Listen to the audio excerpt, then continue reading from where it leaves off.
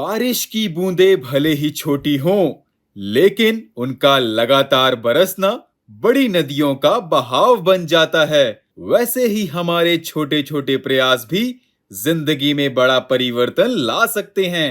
नमस्कार, welcome to daily PT pointers, and in this video we are going to cover major headlines of the Hindu, Indian Express, and Press Information Bureau. So, without wasting any time, let's start today's discussion.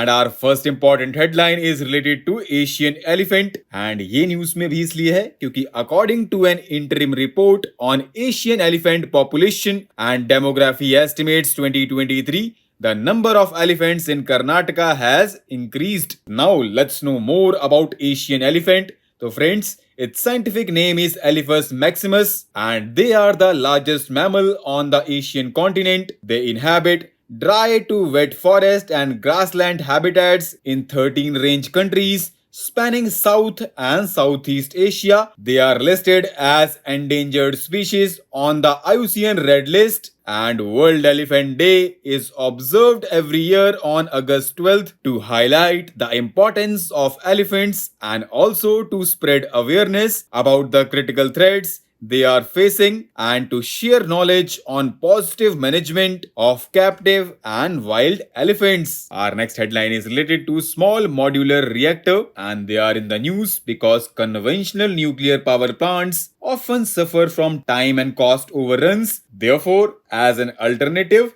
several countries are developing small modular reactors to complement conventional nuclear power plants. Now let's know more about small modular reactors. So friends, they are advanced nuclear reactors that have maximum capacity of 300 megawatt. They are designed with a smaller core damage frequency, which is the likelihood that an accident will damage the nuclear fuel and system, which is a measure of radioactive contamination compared to conventional nuclear power plants. They also include enhanced seismic isolation for more safety, and their designs are also simpler than those of conventional nuclear power plants and include several passive safety features, resulting in a lower potential for the uncontrolled release of radioactive materials into the environment. The amount of spent nuclear fuel stored in an SMR project will also be lower than that in conventional nuclear power plants.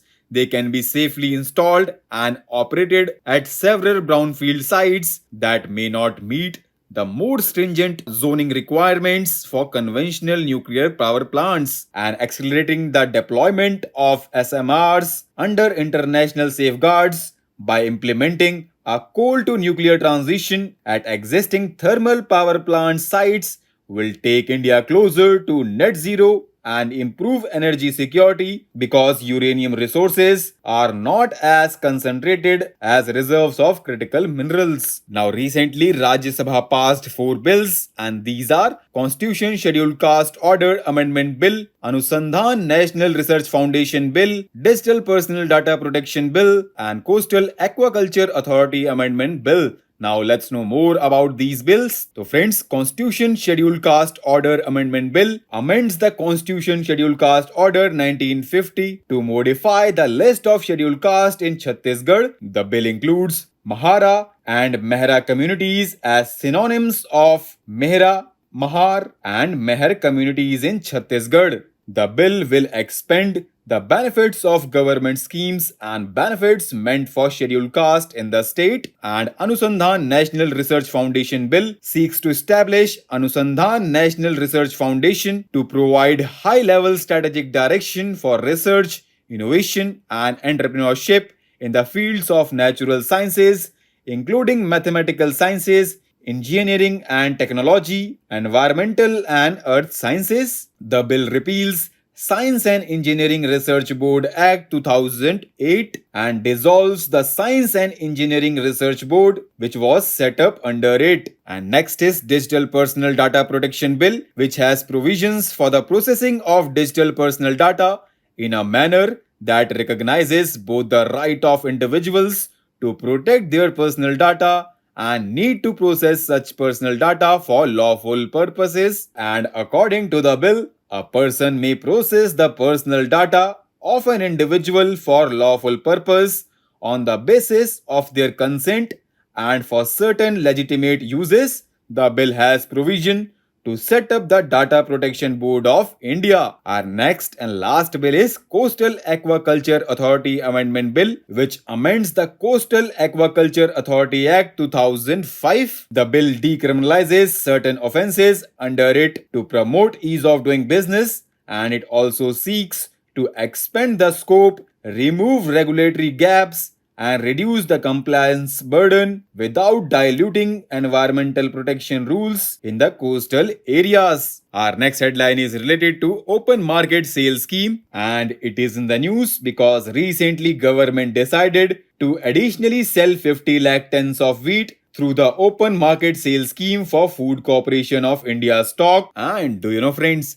under open market sales scheme, Food Corporation of India from time to time sells surplus food grains from central pool, especially wheat and rice in the open market to traders, bulk consumers, retail chains at predetermined prices. FCI does this through e-auctions where open market bidders can buy specified quantities at price set at the start of a cycle and revise routinely. Usually states are also allowed to procure food grains through the open market sale scheme without participating in the auctions for their needs beyond what they get from the central pool to distribute to National Food Security Act beneficiaries. The open market sale scheme is aimed to improve and regulate domestic supply and availability of grains and bring down their prices in the open market, essentially making the scheme a measure to curb food grain inflation. And our next headline is related to amendment to the new drugs and clinical trials rules, which was recently passed by Government of India, and it aims to replace the use of animals in research, especially in drug testing. The recent amendment authorizes researchers to instead use non-animals and human-relevant methods, including technologies like 3D organoids, organ-on-chip, and advanced computational methods to test the safety and efficacy of new drugs. Our next headline is related to Shanti Swarup Bhatnagar Award. And ये news में भी इसलिए है क्योंकि awards for 2022 have not been announced and this year there is no sign that award will be reinstated. Now let's know more about it. So friends, it is named after the founder director of Council of Scientific and Industrial Research, the late Dr. Shanti Swarup Bhatnagar. An award is known as the Shanti Swarup Bhatnagar Prize for Science and Technology. It is given for outstanding contributions to science and technology, and any citizen of India engaged in research in any field of science and technology up to the age of 45 is eligible for this award. An overseas citizen of India and persons of Indian origin working in India are also eligible. Our next headline is related to World Biofuel Day, which is observed every year on 10th August to create awareness about the importance of non-fossil fuels as alternative to conventional fossil fuels. This day also honors the research experiments by Sir Rudolf Diesel, who ran an engine with peanut oil in the year 1893.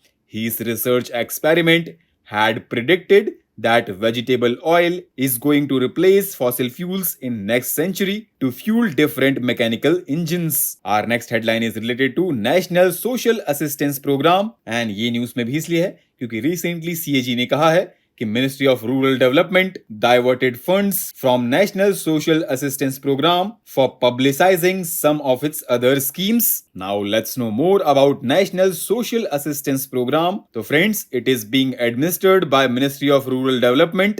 It is a centrally sponsored scheme which was launched in 1995 and it is being implemented in both rural and urban areas. It represents a significant step towards fulfillment of the directive principles of state policy, which is enshrined in the Constitution of India, which enjoin upon the state to undertake within its means as number of welfare measures. Now recently, Kerala Assembly passed a resolution urging the centre to rename the state as Keralam in the Constitution and all office records. And do you know, friends, there are several theories about the origin of name Kerala. The earliest epigraphic record that mentions Kerala is Emperor Ashoka's rock edict 2 of 257 BC. The inscription refers to local ruler as Kerala Putra and also son of Chera, referring to Chera dynasty. And about Keralam, scholars believe it could have originated from Cheram. And do you know, friends, Article 3 of the Indian Constitution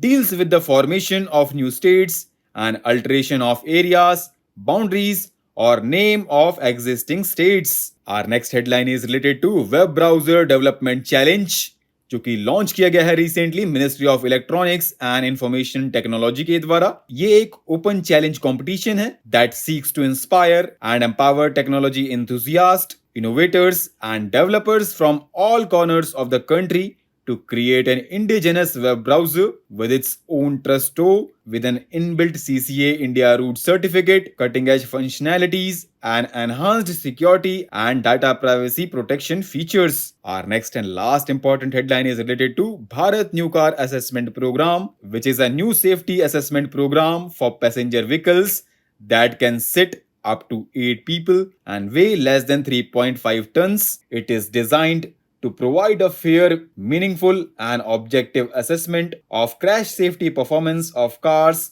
on the basis of standard laboratory tests as per Automotive Industry Standards 197. So with this, let's conclude our today's discussion. Thanks for listening. And for regular updates, you can follow us on various social media platforms.